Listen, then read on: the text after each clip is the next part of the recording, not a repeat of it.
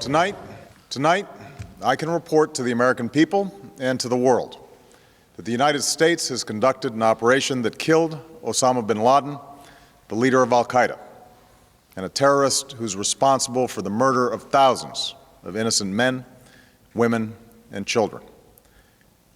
It was nearly 10 years ago that a bright September day was darkened by the worst attack on the American people in our history. The images of 9/11 are seared into our national memory. Hijacked planes cutting through a cloudless September sky, the Twin Towers collapsing to the ground, black smoke billowing up from the Pentagon, the wreckage of Flight 93 in Shanksville, Pennsylvania, where the actions of heroic citizens saved even more heartbreak and destruction. And yet we know that the worst images are those that were unseen to the world. The empty seat at the dinner table, children who were forced to grow up without their mother or their father, parents who would never know the feeling of their child's embrace, nearly 3,000 citizens taken from us, leaving a gaping hole in our hearts. On September 11th, 2001, in our time of grief, the American people came together. We offered our neighbors a hand, and we offered the wounded our blood. We reaffirmed our ties to each other and our love of community and country. On that day, no matter where we came from, what God we prayed to, or what race or ethnicity we were united as one American family. We were also united in our resolve to protect our nation and to bring those who committed this vicious attack to justice. We quickly learned that the 9/11 attacks were carried out by al-Qaeda, an organization headed by Osama bin Laden, which had openly declared war on the United States and was committed to killing innocents in our country and around the globe. And so we went to war against al-Qaeda to protect our citizens, our friends, and our allies. Over the last 10 years, thanks to the tireless and heroic work of our military and our counterterrorism professionals, we've made great strides in that effort. We've disrupted terrorist attacks and strengthened our homeland defense. In Afghanistan, we removed the Taliban government, which had given bin Laden and al-Qaeda safe haven and support. And around the globe, we worked with our friends and allies to capture or kill scores of al-Qaeda terrorists, including several who were a part of the 9/11 plot. Yet Osama bin Laden avoided capture and escaped across the Afghan border into Pakistan. Meanwhile, al-Qaeda continued to operate from along that border and operate through its affiliates across the world. And so shortly after taking office, I directed Leon Panetta, the director of the CIA, to make the killing or capture of bin Laden the top priority of our war against al-Qaeda, even as we continued our broader efforts to disrupt, dismantle, and defeat his network.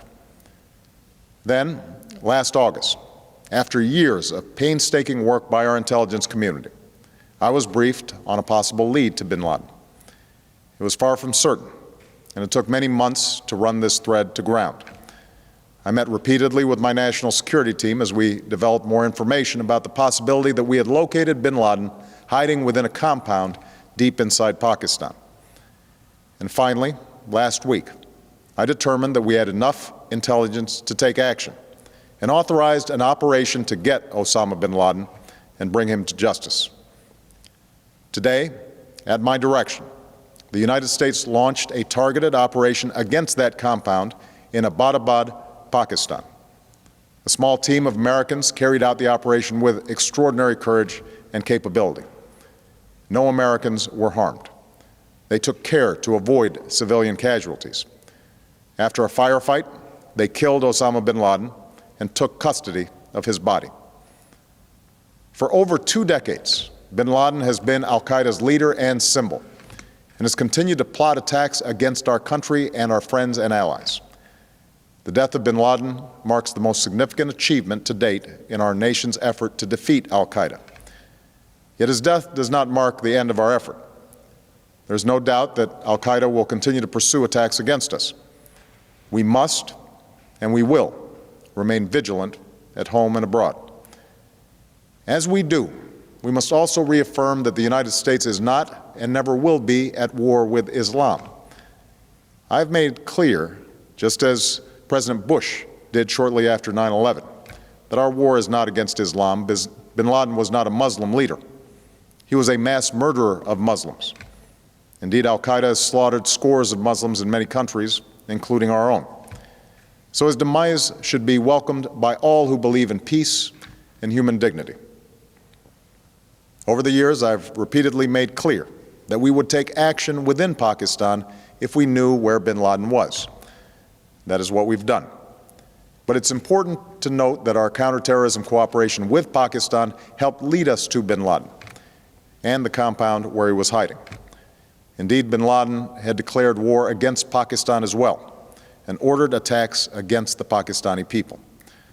Tonight, I called President Zardari, and my team has also spoken with their Pakistani counterparts. They agree that this is a good and historic day for both of our nations. And going forward, it is essential that Pakistan continue to join us in the fight against al-Qaeda and its affiliates. The American people did not choose this fight. It came to our shores and started with the senseless slaughter of our citizens. After nearly 10 years of service, struggle, and sacrifice, we know well the costs of war. These efforts weigh on me every time I, as Commander-in-Chief, have to sign a letter to a family that has lost a loved one, or look into the eyes of a service member who's been gravely wounded. So Americans understand the costs of war. Yet, as a country, we will never tolerate our security being threatened, nor stand idly by when our people have been killed. We will be relentless in defense of our citizens and our friends and allies. We will be true to the values that make us who we are. And on nights like this one, we can say to those families who have lost loved ones to al-Qaeda's terror, justice has been done. Tonight, we give thanks to the countless intelligence and counterterrorism professionals who've worked tirelessly to achieve this outcome. The American people do not see their work nor know their names, but tonight they feel the satisfaction of their work and the result of their pursuit of justice. We give thanks for the men who carried out this operation, for they exemplify the professionalism, patriotism, and unparalleled courage of those who serve our country.